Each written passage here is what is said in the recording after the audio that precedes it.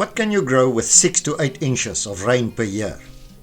In our area, technically a desert, with an average annual rainfall of just 150 to 200 millimeters, the indigenous flora consist of hardy plants like vygies, spekboom, klapperbos and kapokbossies, amongst others.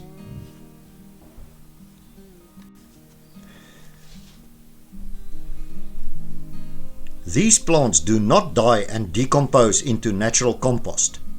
So for us to be able to plant water-hungry vegetables in our quest to be more food self-sufficient, we have to prepare the relatively barren soil and devise a way to provide enough water. First we leveled the garden bed and cleared it of large rocks up to a depth of approximately 8 inches. This will assist in drainage and provide space for the roots of our veggies. The bottom layer of soil was augmented by working a bag of organic compost into the soil.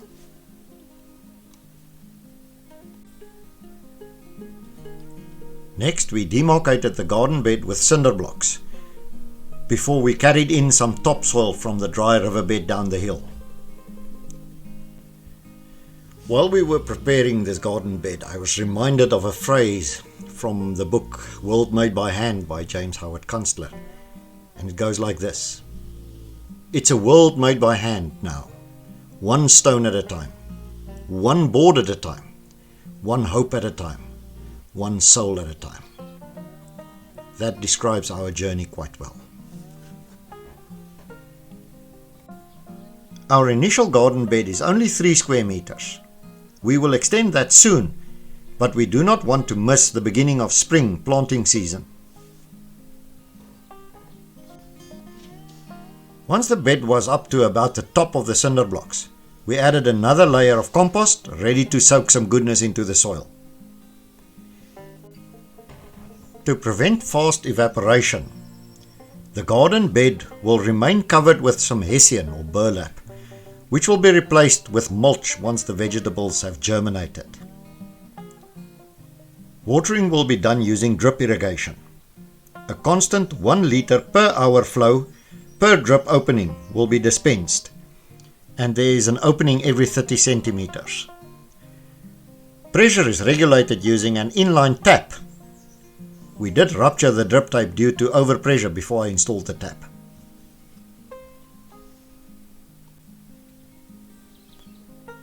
We also planted a row of spekboom along a section of fence still to be built. Spekboom can grow quite large and is useful in hiding the fence.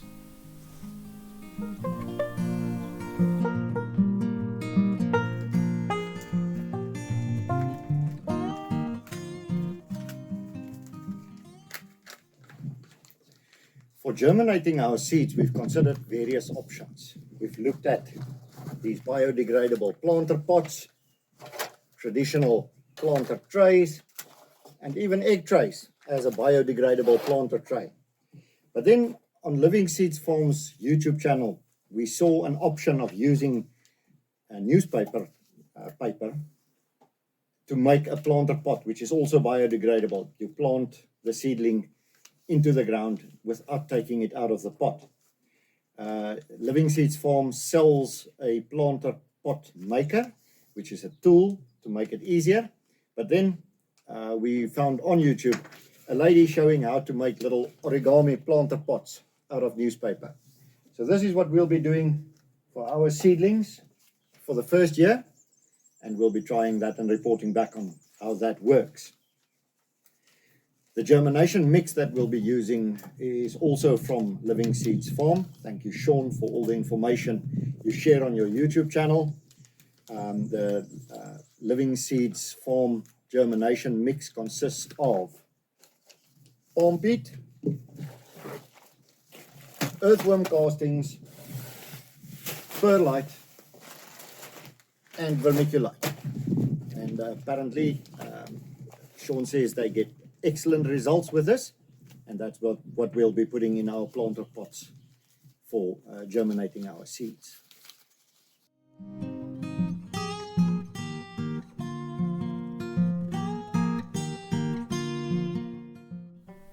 As always, thank you for watching, and we're looking forward to sharing more of our journey with you in future videos. Cheers for now.